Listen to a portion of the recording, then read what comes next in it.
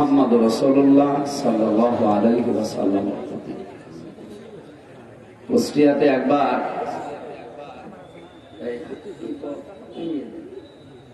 আওয়াজ বাড়ি একটা লোক আমার জিজ্ঞাসা করছিল, হুজুর ওয়াজ করেন 1.5 ঘন্টা 2 ঘন্টা, বহু কথা বলেন, এত কথা মনে রাখা সম্ভব না। শর্টে কাটে একটা কথা বলেন যেন একটু মেনে নিলে জান্নাত যেতে পারে, শর্টকাট রাস্তা কোরআন শরীফ খুঁজতে আরম্ভ করলাম যে শর্টে কাটে জান্নাত আছে কিনা দেখি। এই আয়াতটা অন্তত আমার নজরে একটু ধরা পড়েছে।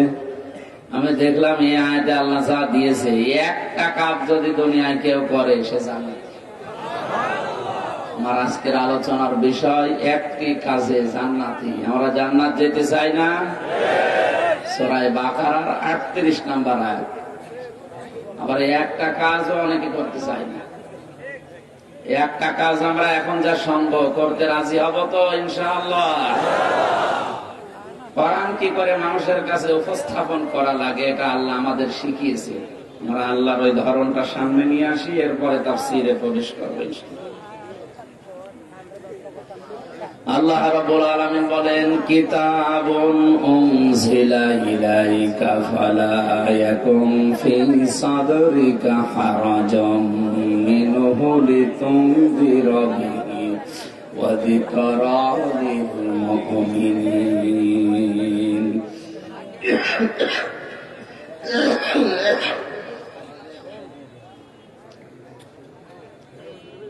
হে নবী, এই কিতাব আপনাকে আমি দিলাম, এটা দিয়ে মানুষদেরকে যখন সতর্ক করবেন, আপনার মনের ভেতরে যেন কোনো সংকীর্ণতা, সংশয়, সন্দেহ, ভয়, ভীতি এগুলো কাজ না করে। অধিকারীল মুমিনিন, কারণ কোরআন মুমিনদের জন্য উপদেশ। আয়াতের মাঝে হারাজন শব্দটার ব্যাখ্যা পেয়েছে দুইটা। এক নম্বরে আল্লাহ পাক জানিয়েছেন, হে নবী, আপনি যখন কোরআন দিয়ে মানুষদেরকে সতর্ক করবেন, আপনার সামনে যারা বসা থাকবে, হয়তো অনেকেই কোরআনের বক্তব্য না বোঝার কারণে রাজনীতি মনে করে মন খারাপ করতে পারে। মনে হয় এই দেশে আয়াত বলা ঠিক হবে, এরকম মানুষ তো এই দেশে নেই। আল্লাহ পাক যেটা বোঝাতে চান ওইটা না বুঝে ও উল্টা রাজনীতি মনে করে মন খারাপ করে বসে আছে। বুঝবেন তো। দ্বিতীয় নম্বরে, কোরআনের কথা যখন তাফসীর আকারে বলতে যাবেন, তাফসীর মানে খুলে ফেলা, ওপেন করা, খোলস মুক্ত করা, ছেড়ে দেওয়া। ৯৯টা অর্থ আছে। সমাজে পরে মিলছে না, ও মানুষ হাদিয়া দেওয়ার পরিবর্তে তাড়া দেবে। আমার তো মনে হচ্ছে ১৫০০ বছর আগে যা যা আল্লাহ বলেছে, এই ১৫০০ বছর পরে কুমিল্লার সাথে সব মিলে যাচ্ছে। আজকে একটা কাজে জান্নাতি এটা বলার পরে আমার হাদিয়া দেয় কিনা আমি ভাবছি, না কেউ তাড়া খাওয়া লাগে। আশা করছি তাড়া খাওয়া লাগবে না, আমি চেপে চেপে বলবো তো অসুবিধা।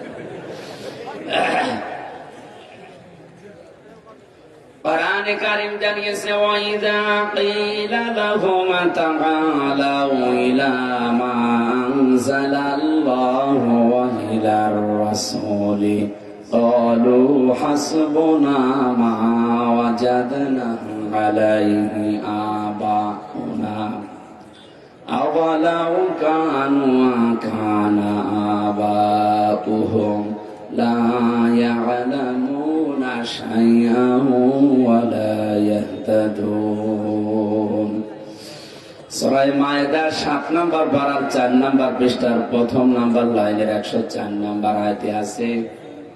এটা তাফসীরে ফি জিলালিল কোরআনে পাবেন। হে নবী, আপনি যখন ওদেরকে বলবেন আসো আল্লাহর বিধানের দিকে, রাসূলের আদর্শের দিকে, তখন অনেক মানুষ আছে এমন কথা বলবে, হাসবুনা মা ওয়াজাদনা আলাইহি আবানা, আপনার কথা লাগবে না, আমরা আমাদের বাপ দাদা, পূর্বপুরুষ, মুরব্বী, পীর সাহেব এদের কাছে যা পেয়েছি ওইটাই আমাদের জন্য জান্নাতে যাওয়ার যথেষ্ট। এরকম কথাই বাংলাদেশ ভারতে অনেকে বলে। কোরআন দিয়ে বোঝাবেন, বলবেন না আমার বাবা বলেছে। বছরে তো প্রায় 33-34টা আমার এই ছোট বছরে ধরা পড়েছে এই বাংলাদেশ আর ভারতে। তার ভেতরে একটা হচ্ছে জিকির।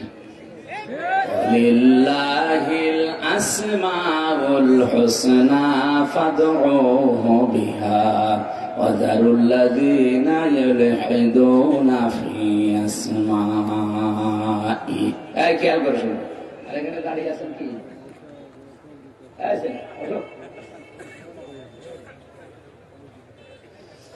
সূরা আরাফ 9 নম্বর পারার 13 নম্বর পৃষ্ঠা 4 নম্বর লাইনের 181 নম্বর আয়াতে আছে আল্লাহ তাআলা বলেন, আমি আল্লাহর বহু নাম আছে, সুন্দর সুন্দর অনেক নাম আমি আল্লাহর আছে, যে নামে পারো ডাকো। কিন্তু সাবধান, যারা ইলহাদ করে, যারা আরবি গ্রামার বোঝে, আরবি শব্দের অর্থ বোঝে, বলেন ইলহাদ শব্দের শাব্দিক অর্থ হচ্ছে উলট পালট করা। ইলহাদ মানে আল্লাহর নামকে পাল্টিয়ে ওই জায়গায় অন্য কিছু দিয়ে ডাকা, পরিবর্ধন করে ফেলা।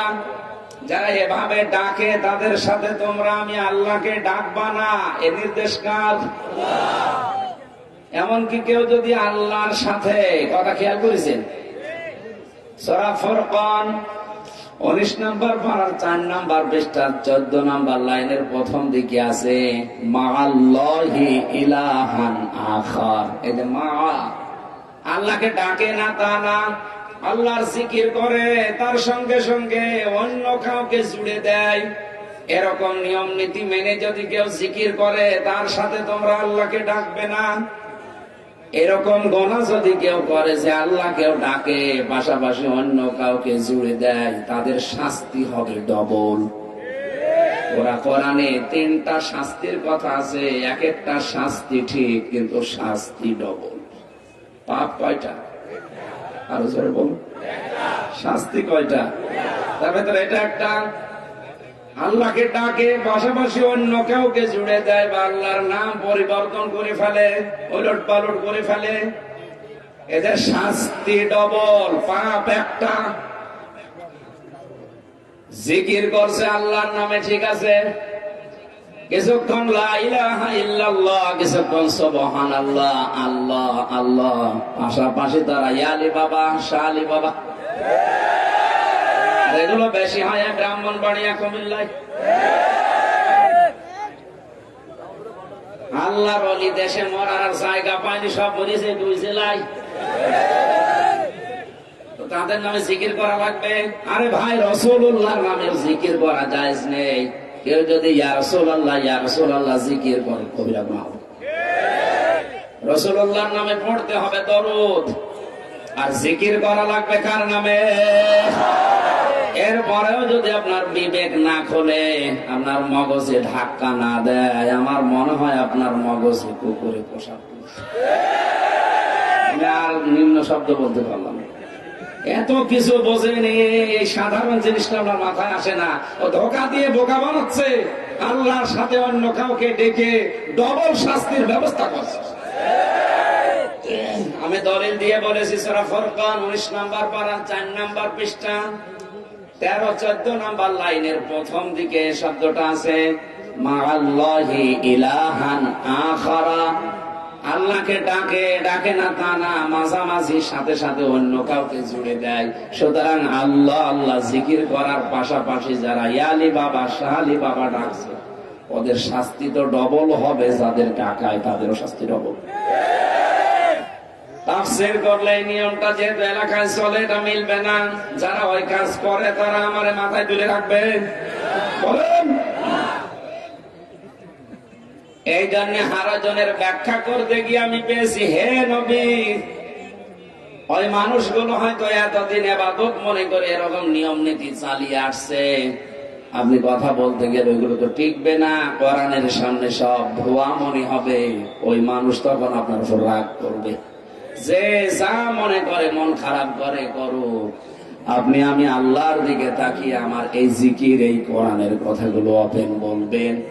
ওয়ালিল হাক্কু মির রাব্বিকুম ফামান শাআ ফালিয়ুমিন ওয়া মান শাআ ফালিয়াকফুর। সঠিক কথাগুলো তুলে ধরেন, হক কথাগুলো। যার ইচ্ছা হয় সে মেনে নিক, যার ইচ্ছা হয় সে গোপন করুক, কুফরি করুক।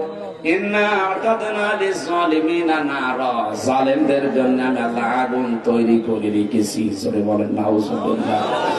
সুতরাং কোরআনের হক কথা, সঠিক কথা শোনার পরে যারা মানবে না তাদের জন্য তৈরি হয়ে আছে কি আগুন। বলেন কি? আমরা অত পাগল ইনশাআল্লাহ হব না যে জেনে শুনে জাহান্নামে যাব। যারা ওই লাইনে আছে, না জেনে ভুল করছে, জেনেও ভুল করছে, তাদের কথা বাদ দিলাম, ওদের বিবেক নষ্ট হয়ে গেছে। অন্তত আপনারা তো ওই রকম না। ওই রকম নাকি? বিবেকটা কাজে লাগাবেন।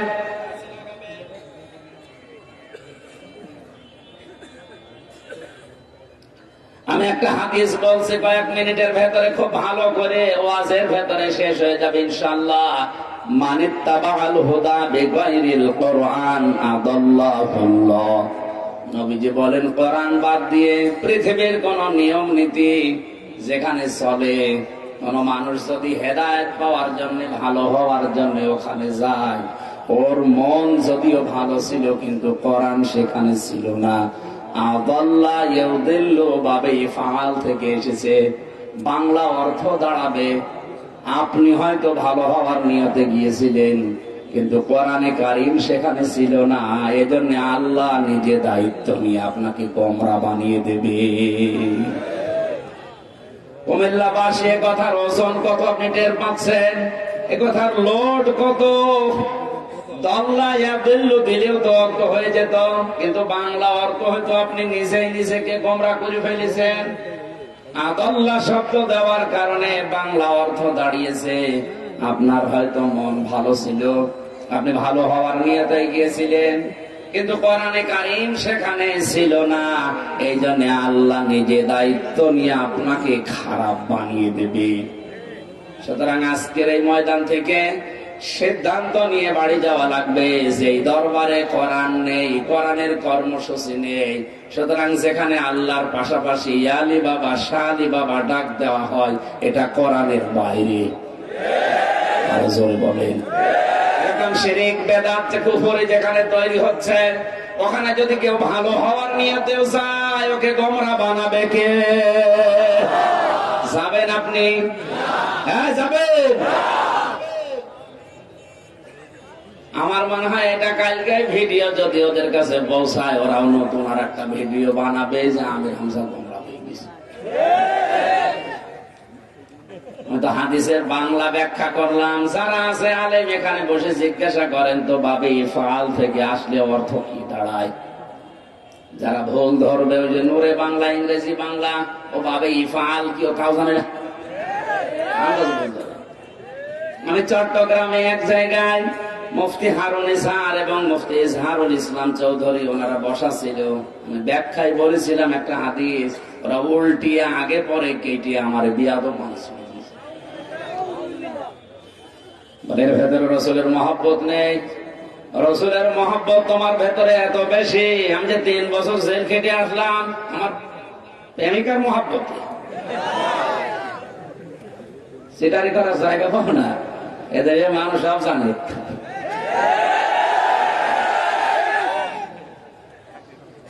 সিদ্ধান্ত যারা এই ময়দানে নিয়েই ফেলেছেন, কোরআন যেখানে নেই ওখানে আমি আর যাব না, গেলে আমাকে খারাপ বানাবে কে? এই মাহফিল তো হয়ে গেছে, তাহলে মোনাজাত করে দি। আমার কোরআন নেই এরকম দলে আমি যাব না, ওই দল করলে আমাকে গোমরা বানাবে কে? কোরআন নেই এমন দরবারে, এমন মাজারে, এমন পীরের কাছে আমি যাব না, ওখানে গেলে আমাকে গোমরা বানাবে কে? এরকম সহজ ভাষায় বলার পরও ওর মাথায় ঢোকে না। এত কঠিন কঠিন জিনিস বোঝেন আর এটা বোঝেন না। আপনি যাতে মাতাল তালে ঠিক হয়ে বসে আছে। জিএমটিটির সদস্য এই লোকটা। আল্লাহ আমাদের হেফাজত করুন, বলেন আমিন। ইত্তাবিউ মা উনজিলা ইলাইকুম মির রাব্বিকুম ওয়ালা তাত্তাবিউ মিন দুনিহি আউলিয়া কলিলাম মা তাযাক্কারুন। আল্লাহ পাক বলেন তোমরা সবাই মিলে অনুসরণ করো তোমাদের রবের পক্ষ থেকে যেটা তোমাদের উপরে নাযিল হয়েছে। আমাদের অনুসরণ করা লাগবে সবাই মিলে। কোনটা? আরো জোরে বলেন। কোরআনের 19টা প্রধান নাম আমি 55টার উপরে পেয়েছি, সামারাইজ করে 19টা। এর ভেতরে মেন নাম পৃথিবীতে বেশি চলে 4টা। এর 1 নম্বরে আল কোরআন, 2 নম্বরে আল ফুরকান, 3 নম্বরে আল কিতাব, 4 নম্বরে আল জিকির। এই 4টা নাম দুনিয়ায় চলে বেশি। দ্বিতীয় নাম্বার নাম যেটা আল ফুরকান, এটা যে কত কঠিন শব্দ, কোরআনে কারিমের নামটা আল্লাহ এমনিতে দেয়নি। ভালো করে শুনবেন। শাহরু রমাদান আল্লাযী উনজিলা ফীহিল কুরআন হুদাল লিন-নাসি ওয়া বায়্যিনাতিন মিনাল হুদা ওয়াল ফুরকান। এই যে সামনে যে মাস আসছে রমজান মাস, এই মাসে আমি কোরআনে কারিম নাযিল করেছি। হেদায়েতের পথ নির্দেশিকা দিয়ে দিক নির্দেশনা সবের ভেতরে দেওয়া আছে। জীবন চালানোর জন্য যা লাগবে এটা আছে। হক আর বাতিল পার্থক্যকারী যত নিয়ম কোথায় আছে? কোরআনে। বলেন বলেন। আল্লাহ ফুরকান শব্দটা দিয়েছেন এই কারণে। আমি ব্যাখ্যা পড়তে গিয়ে দেখলাম তাফসিরে হাক্কানিতে মুফাসসির লিখেছেন কোরআনে কারীম এই ফুরকান, এই কিতাব, এই জিকির এটা পাওয়ার পর পরবর্তী বাকি যে জীবন দুনিয়ায় থাকবে, এই জীবনে যদি হক আর বাতিল পার্থক্য করে চলতে না পারে, তাহলে ওই লোকটাকে হেদায়েত দেওয়ার মতো কোনো কিতাব আর দুনিয়ায় নেই।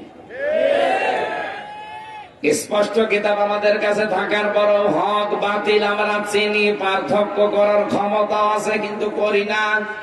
কোরআন তাহলে এসেছে ফুরকান হিসাবে। আপনি কি করলেন? বাকি জীবনটা তো আপনাকে হক বাতিল পার্থক্য করে চালানো লাগবে। এটা যদি কেউ না করে, ধরো বিবেক কোথায় গেল? গরু ছাগল মরার পরে ওর হিসাব হবে না, কিন্তু তোরবা মাটি হয়ে যাবে। আপনি মাটি হবেন না, কারণ আপনার বিবেক আছে।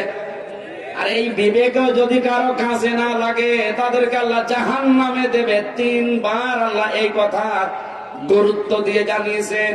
ওয়ালাকাদ যারানা লিজাহান্নামা কাসীরাম মিনাল জিন্নি ওয়াল ইনস লাহুম কুলুবুন লা ইয়াফকাহুনা বিহা। ওয়া একটা, লাম একটা, কদ একটা, 3 বার তাকিদ দিয়ে আল্লাহ বলেন অবশ্যই অবশ্যই অবশ্যই। অধিকাংশ মানুষ আর জিন জাহান্নামে যাবে। এই কারণেই তারা তৈরি হয়েছে। যেহেতু কাসীর বহু বচন আল্লাহ দিয়েছেন, অধিকাংশ মানুষ আর জিন জাহান্নামে যাবে। কথা কার? আমাদের দোষ কি? এখানে 3টি ইন্দ্রিয় শক্তির কথা আল্লাহ জানিয়েছেন। এই 3টি ইন্দ্রিয় শক্তি যাদের আছে কিন্তু কাজে লাগায় না, এই মানুষগুলো ছিল জাহান্নামী। লাহুম কুলুবুন লা ইয়াফকাহুনা বিহা, যাদের কলব আছে, হৃদয় আছে, কিন্তু চিন্তা নেই। কথা বুঝতেছেন? কলব আছে, হৃদয় আছে, চিন্তা নেই। বিবেক থাকার পরেও যারা কাজে লাগায় না, এরা জাহান্নামী। এরা আরো জোরে। এই দেশে এখন এই শ্রেণীর মানুষ দিন দিন বাড়ছে। আর আমাদের ভেতরে ওই যে ধারণা বদ্ধমূল হয়ে আছে, কালেমা যখন পড়েছি জান্নাত একদিন যাবো, সুতরাং কোরআন অস্বীকার করলেও অসুবিধা নেই। একটু ভালো করে শুনবেন এই কথাটা। দুনিয়াতে যে কোনো জিনিস আছে, যত ইবাদত আছে, ইবাদত ভেঙে যাওয়ার কিছু কিছু পদ্ধতি আছে। কথা বুঝতেছেন? ওযু করলে ওযু ভেঙে যায় কয় কারণে? 7 কারণে। 7টা কারণে ওযু ভেঙে যায়। 7টার ভেতরে একটাও যদি কেউ করে, তার ওযু আর থাকবে না। এটা বোঝেন তো? নামাজ ভেঙে যায় 19টা কারণে। কয় কারণে? এই 19টার একটাও যদি পাওয়া যায়, নামাজ যত সুন্দর করে পড়েন নামাজ হবে না, নামাজ শেষ। যদি বলেন 19টার 18টা করেছি, একটা একটু ঝামেলা, আমার অন্তত 18টা সওয়াব দেন, একটা হবে। এটা যেমন সহজে বুঝলেন, যত ইবাদত আছে দুনিয়ায় সবগুলো ভাঙার কিছু কিছু কারণ আছে। হজ ভাঙার কারণ আছে, রোজা ভাঙার কারণ আছে, এই কথা বলা লাগবে। আপনার ইমান যে আছে, ইমানও ভেঙে যাওয়ার কারণ আছে। কোরআন শরীফ আর হাদিস মিলে আমি পেয়েছি এই 3টা বছর যতগুলো আলেম এক জায়গায় প্রায় 76 জন ছিলাম, তো বড় বড় আলেম সব আমরা মিলিয়ে কোরআন হাদিস থেকে পেয়েছি ইমানও ভেঙে যায়। ওযু যেমন 7 কারণে ভাঙে, নামাজ যেমন 19 কারণে ভাঙে, মানুষের ইমান ভেঙে যায় 10 কারণে। এই 10টা কারণের একটা যদি পাওয়া যায়, তার ইমান আর ইমান থাকবে না, ও আর আবু জেহেল সমান। হ্যাঁ, কথা বলুন। ভেতরে 1 নম্বরে কোরআনের একটা শব্দ কেউ যদি কেউ অস্বীকার করে, সে আবু জেহেল, সে আবু জেহেল, সে আবু জেহেল। কোরআনে কারিমের একটা না হাজার হাজার শব্দ আপনি অস্বীকার করে আরো বিরোধিতা করছেন, আপনার তো ইমানই নেই। ওযুর 7টার একটা পেলে যেমন ওযু ভেঙে যায় নষ্ট, 19টার একটা পেলে যেমন নামাজ ভেঙে যায়, এ 10টার একটা পেলে আপনার ইমান। ইমান যদি ভেঙে যায় তাহলে আপনার ইমান আর আবু জেহেলের ইমান তো সমান হয়ে গেল। ওকে যদি জাহান্নামে দেয় আপনাকেও দেওয়া লাগবে, ওকে যদি জাহান্নাম থেকে আর বের না করে আপনাকেও করবে না। এখন যদি বলেন কই আমি তো নামাজ পড়ি, আরে ভাই আপনি নামাজ পড়েন কোন মসজিদে? আপনি নামাজ পড়েন কুমিল্লার এই দেবিদ্বারে, আর আব্দুল্লাহ ইবনে উবাই নামাজ পড়তো কাবা শরীফে মসজিদে নববীতে। এত সহজ করে বলার পরেও যদি কারো বিবেক না খোলে, আমার তো আর হাতে দারোগা পুলিশের মতো লাঠি বন্দুক নেই, আমি পারবো না। সঠিকটা তুলে ধরেছে, এবার আপনি বিবেক দিয়ে ভাববেন। সবাই মিলে অনুসরণ করার কথা বহু বছর এমনি চিটারি করার জন্য, খেলা করার জন্য যায়নি। এদের ব্যাখ্যায় হাদিস হচ্ছে বাল্লিগু আন্নি ওয়ালাউ আয়া, তোমরা সবাই মিলে প্রচার করবা। একটা বাক্য যদি তোমার জানা থাকে, কথা খেয়াল করেন, বাল্লিগ না বাল্লিগু, বহু বছর কেন দিয়েছেন? এটা শুধু হামজার কাজ, কথা বলুন, এটা শুধু কাসেমের কাজ। নবীর উম্মত যারা দাবি করবে সবার ফরজ দায়িত্ব এইটাও, যদি একটা আয়াত জানে ওইটা মানুষের কাছে বলবে। আমার হয়তো বেশি জানা আছে, আমার বেশি বলা লাগবে। আপনার যদি একটা জানা থাকে কুল হুয়াল্লাহু আহাদ, ওইটাই প্রচার করা নামাজের মতো ফরজ। কারণ আল্লাহর কথা মেনে নেওয়া যেমন ফরজ, রাসূলের কথা মানা কি আরো জোরে। এই ফরজ দায়িত্ব পালন করতে গিয়ে আমি যদি ঝামেলায় পড়ি, আপনার কোনো ঝামেলা নেই, আপনি কিসের উম্মত? এই জন্য ইত্তাবিউ বহু বচন দিয়েছি, সবাই মিলে অনুসরণ করো।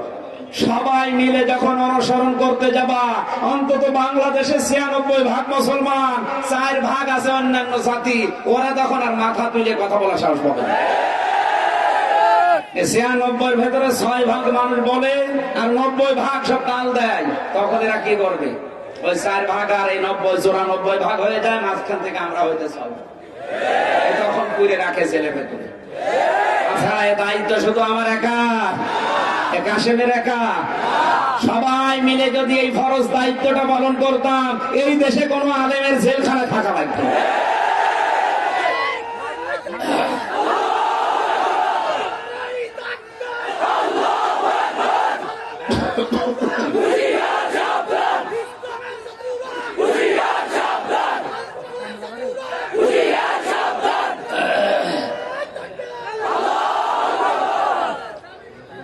আমাদের রবের পক্ষ থেকে যেটা নাযিল হয়েছে তার নাম যেহেতু ফুরকান, কোরআন, সবাই মিলে অনুসরণ করার হুকুম দিয়েছেন ওই আল্লাহ।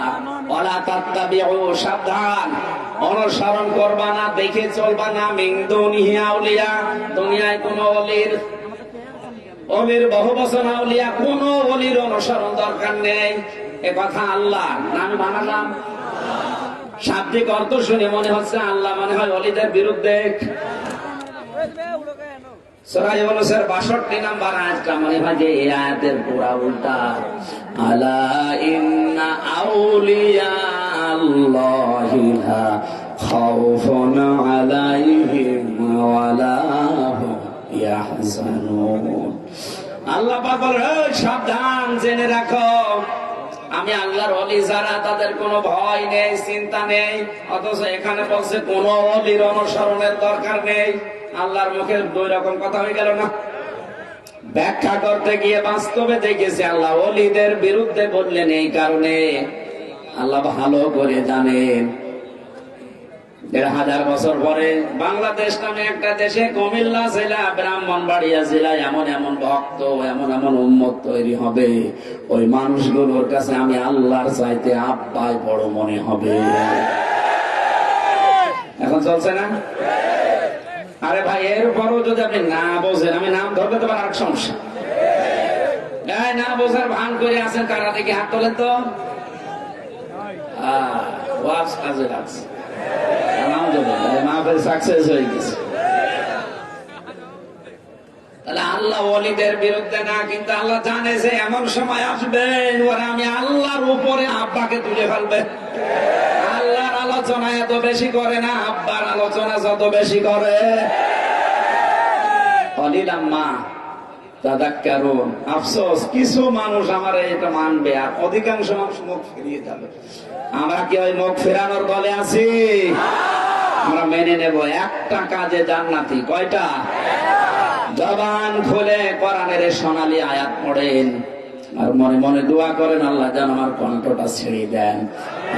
আউযু বিল্লাহি মিনাশ শাইতানির রাজিম। যে কষ্ট হয় কথা বলতে, গলায় আটকে যায়। অনেক রাম আর বাম আর মাজার পন্থী এরা ভিডিও বানায় আমার নামে যে আল্লাহ গজব দিয়েছে, কথা বলতে পারে না কেন? আরে ভাই, এক একদিন 3টা 4টা করে করলে এটা কি মেশিন? টেকবে কতক্ষণ? অন্তত 1 দিন 2 দিন পরে পরে যদি একটা করা হতো তাহলে এটা ঠিক থাকতো। 3 বছর তো কোনো সমস্যা হয়নি, কারণ 3 বছর কথা আমি বলি না, ভালো ছিল। এই বের হয়ে আপনারাও জানেন না, আমিও পারি না, আমার গলাও পারে। বিসমিল্লাহির রহমানির রহিম। কুল নাহবিতু মিনহা জামিআন। আল্লাহ পাক বলেন, তোমরা সবাই মিলে এখান থেকে নেমে যাও। হযরতে আদম, হাওয়া এবং শয়তানকে আল্লাহ ওই সময় নামিয়েছেন 3 জন, কিন্তু শব্দ দিয়েছে বহু বছর। এ হবে তো জামিয়া, সবাই মিলে নেমে যাও। যে সবাই কারা? মানুষ তো মাত্র 2 জন আর শয়তান মিলে 3 জন।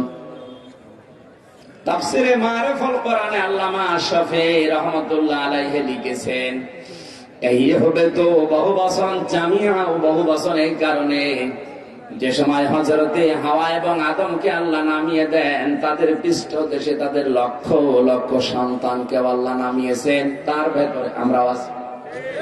কথা বুঝতেছেন? তাহলে জামিয়ার ভেতরে কারা আছে? আমরা। হযরতে আদম এবং হাওয়া দুনিয়ার 2 প্রান্তে পড়ার পরে আফসোস করছিলেন, আশঙ্কা করছিলেন, আল্লাহ আমি নেমে পড়লাম আমার স্ত্রী আর এক জায়গায়, কি হবে আমাদের? ফাইম্মা ইয়াতিয়ান্নাকুম মিন্নি হুদা। আল্লাহ পাক বলেন, দুঃখ আফসোস চিন্তা করা লাগবে না, যুগে যুগে আমি আল্লাহর পক্ষ থেকে পথ নির্দেশিকা তোমাদের কাছে যাবে। ফামান তাবিআ হুদায়া, আমার ওই পথ নির্দেশিকা যারা মেনে চলবে, ফালা খাউফুন আলাইহিম ওয়ালা হুম ইয়াহজানুন, তাদের কোনো ভয় নেই, চিন্তাও নেই। যেখান থেকে নামিয়ে দিলাম আবার এই বাড়িতে তোমাদের ফিরিয়ে দেব। তাহলে আমাদের যে জায়গা বাবার বাড়ি, আমাদের বাবার বাড়ি কোনটা? আরো জোরে। আমাদের ওই বাবার বাড়িতে ফিরে যাওয়া লাগবে। যাওয়ার জন্য একটা মাত্র কাজ দিয়েছেন আল্লাহ। ওই কাজটা যদি এই সামান্য 50-70 বছরে করতে পারি, যেখান থেকে এসেছি আল্লাহর বিধান, আল্লাহর ওয়াদা তিনি অবশ্যই পূরণ করবেন, ওখানে আবার ফেরত দিয়ে দেবেন। হযরত আদম আলাইহিস সালামকে জান্নাতের ভেতরে আল্লাহ নির্দেশ দিয়েছিলেন, কুলনা ইয়া আদামু উসকুন আনতা ওয়া যাওজুকাল জান্নাতা ওয়া কুলা মিনহা রাগাদান হাইসু শি'তুমা ওয়া লা তাকরাবা হাদিহিশ শাজারাতা ফাতাকুনা মিনাজ যালিমিন। খুব ভালো করে খেয়াল করেন যারা বিবাহিত। আল্লাহ পাক বলেন বলনা,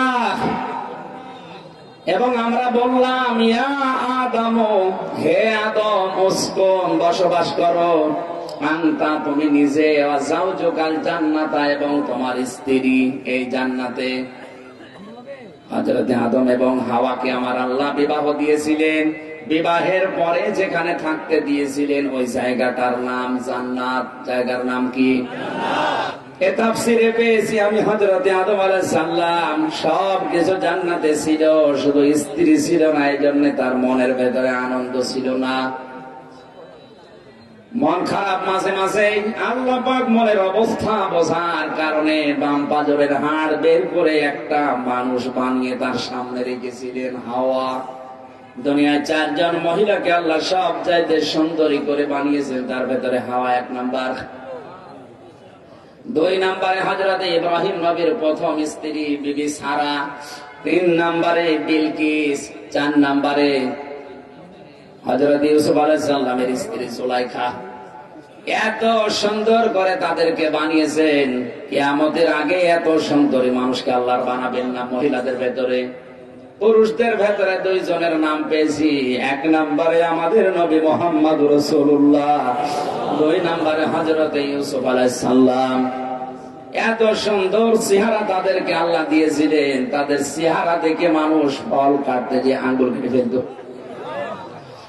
নারীদের ভেতরে যে 4 জনের নাম বললাম, প্রথম নাম্বারে হযরতে হাওয়া। আমার মনে হয় পরিমণি যদি উল্টা পাল্টা পোশাক পরে এখন এই রাস্তা দিয়ে যায়, কারণ জেলখানায় তো দেখেছি, যদিও এক জায়গায় আমার রাখে না, অনেকে মনে করতো এক জায়গায় রেখেছি, মানে 3 নাম্বারে আমার 4 নাম্বারে। এই যে কোর্টে যাওয়ার সময় এই দেখা হইতে মাঝে মাঝে, ওই স্টাইল এখনো কমে, ওইভাবে চলাফেরা।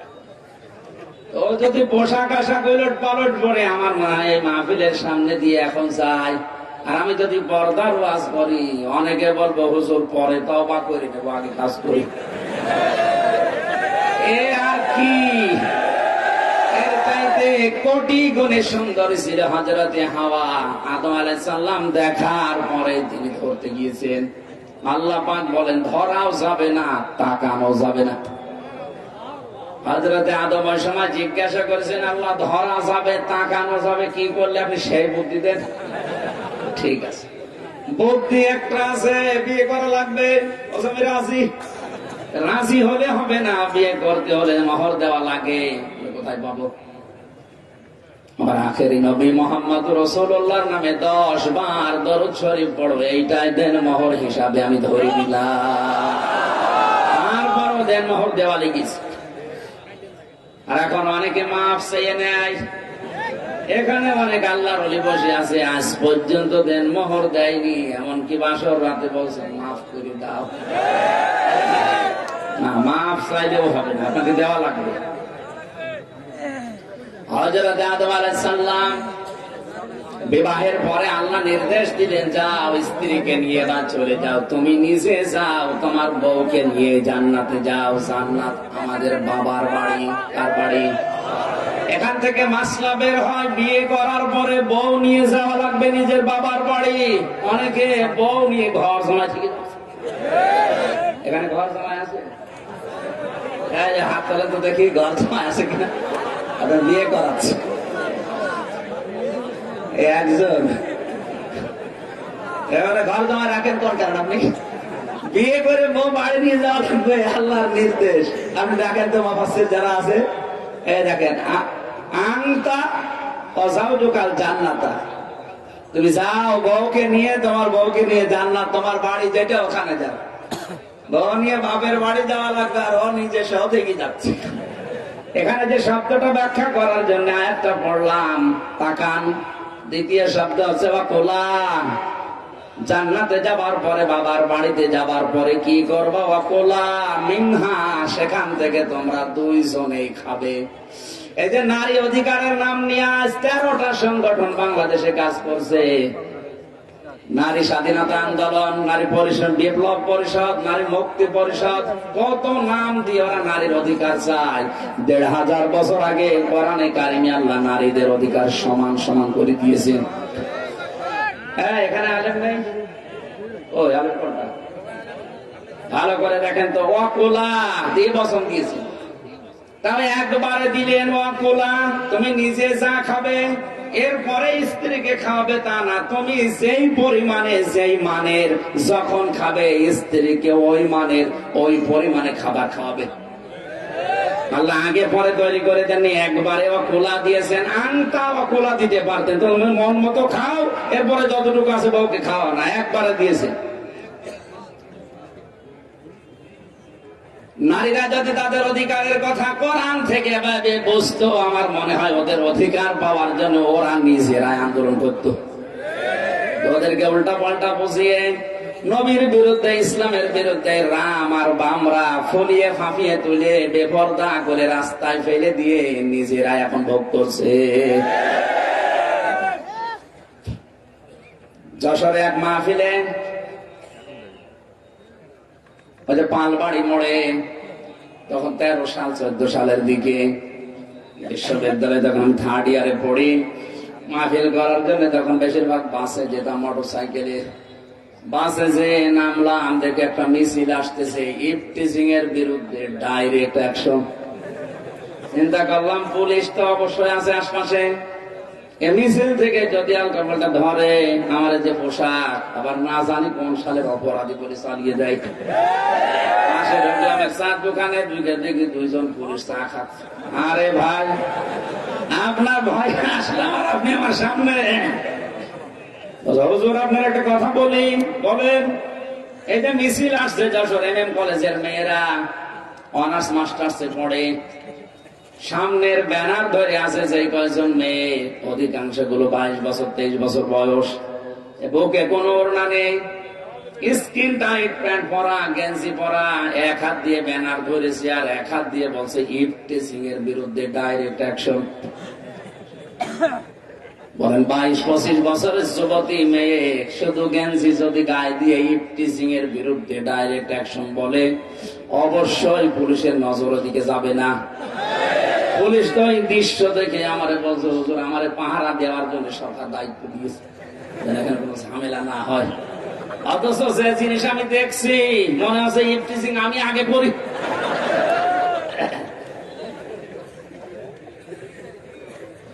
সুবহানাল্লাহ আলহামদুলিল্লাহ।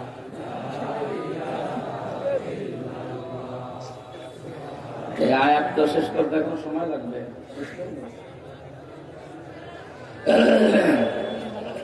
সুবহানাল্লাহ আলহামদুলিল্লাহ, লা ইলাহা ইল্লাল্লাহ, লা ইলাহা ইল্লাল্লাহ মুহাম্মাদুর।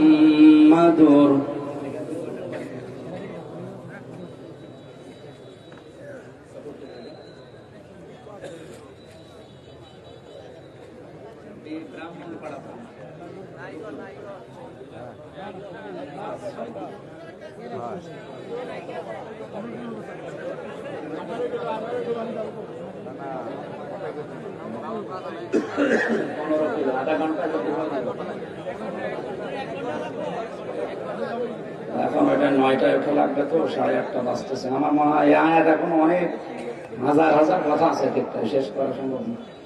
আমি মাপ চেয়ে দিচ্ছি, আরো আগে তুলতে পারতেন, মাগরিবের পরে উঠলে তো ভালো হতো। শরীর আসলে পারছে না তো, শরীর তো সাপোর্ট দিচ্ছে না, জোর করে আর কত হয়। এই আয়াত আবার সামনে কোনো জায়গায় নিয়ে আসলে দিয়ে হবে না, এভাবে হয় না ভাই। 1 ঘন্টা, 2 ঘন্টা 2.5 ঘন্টা সময় লাগবে। ওইটা ওরা 9টায় কল দিচ্ছে, বারবার কমিটি এসে বসে আছে। আমি মাপ চাচ্ছি ভাই, আগামীতে আসলে দেখবো। আল্লাহুম্মা আমিন।